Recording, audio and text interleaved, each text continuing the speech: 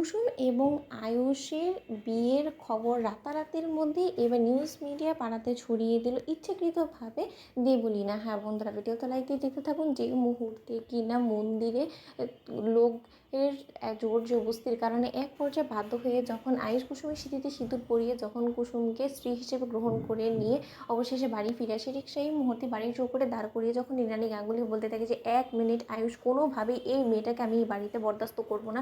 তোমার যদি এই বাড়িতে ঢোকারই হয় তাহলে তোমার একা ঢুকতে হবে এবং এই মেয়েটাকে কোনো মতেই আমি এই বাড়িতে ঢুকতে দেবো না, এবং তার জন্য কেউ কোনো রকম কোনোভাবে আমাকে বোঝাতে আসবে না। আমি আশা করবো যে রাজ তুমিও নয়। অন্যদিকে এই কথা বলা মাত্র যখন রাজ বলতে থাকে যে আচ্ছা ইন্দ্রাণী, তুমি একটা কথা বলো তো, এই সকল কিছুর মধ্যে তুমি শুধুমাত্র কুসুমকে কেন দোষারোপ করছো বলো তো?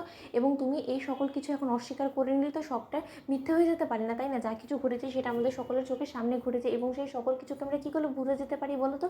অন্যদিকে যখন দেবলীনা সেই সুযোগটাকে কাজে লাগিয়ে বলতে থাকি যে আন্টি, তুমি এই সকল ধরিবাজ মেয়েদেরকে চিনে উঠতে পারোনি, তার জন্য মীনাক্ষী আন্টি এবং আমি মিলে তোমাকে বারবার করে সাবধান করেছিলাম যে এই মেয়েটাকে প্রশ্রয় দিয়ে এরকম করে মাথায় করে তুলে ধেয়ে দিয়ে করে নেচো না, কিন্তু না, তোমরা কোনো মতে আমাদের কোনো কথায় কান দাওনি। এবার তুমি নিশ্চয়ই টের পাচ্ছ যে এই মেয়েটার উপরে ভরসা করে এদেরকে এই বাড়িতে ঠাঁই দিয়ে কত বড় একটা তুমি ভুল করেছো।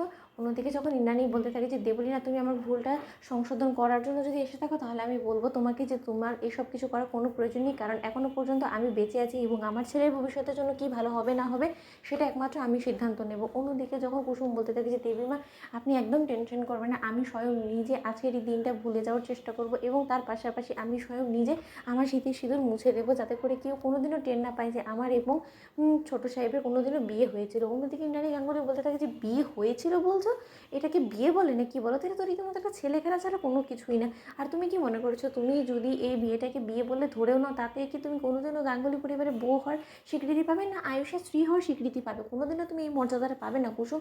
তাহলে সেই সকল স্বপ্ন না দেখে তুমি বরঞ্চ যত শীঘ্রই সম্ভব এই বাড়ি থেকে বিদায় হও, কারণ এই বাড়িতে আর কোনোভাবেই তোমার ঠাঁই হবে না।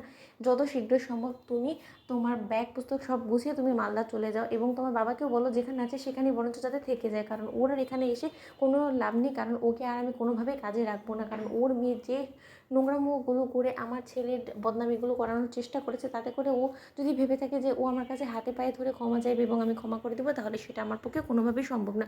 অন্যদিকে যখন কুসুমকে ঘাট ধাক্কা দিয়ে ইন্দ্রাণী গাঙ্গুলি বার করে দিতে নেয় এবং ইন্দ্রাণী গাঙ্গুলি স্বয়ং নিজে যখন কুসুমের স্মৃতির সিঁদুরটা মুছে দেয়, ঠিক সেই মুহূর্তেই রাজ গিয়ে বলতে থাকে যে 1 মিনিট ইন্দ্রাণী, তুমি কোনো মতে কুসুমের স্মৃতির সিঁদুর মুছে দিতে পারো না, তুমি ভুলে যাও না, এতে করে কিন্তু তোমার ছেলেরই অমঙ্গল হবে, কারণ কুসুমের স্মৃতিতে সিঁদুরটা কিন্তু স্বয়ং আয়ুষ পরিয়ে দিয়েছে এবং এতে করে তোমার ছেলের কোনো রকম কোনো অমঙ্গল হোক সেটা নিশ্চয়ই তুমি চাও না। তাই এরকম করো না। তো বন্ধুরা, লাইক কমেন্ট শেয়ার করে সাবস্ক্রাইব করো।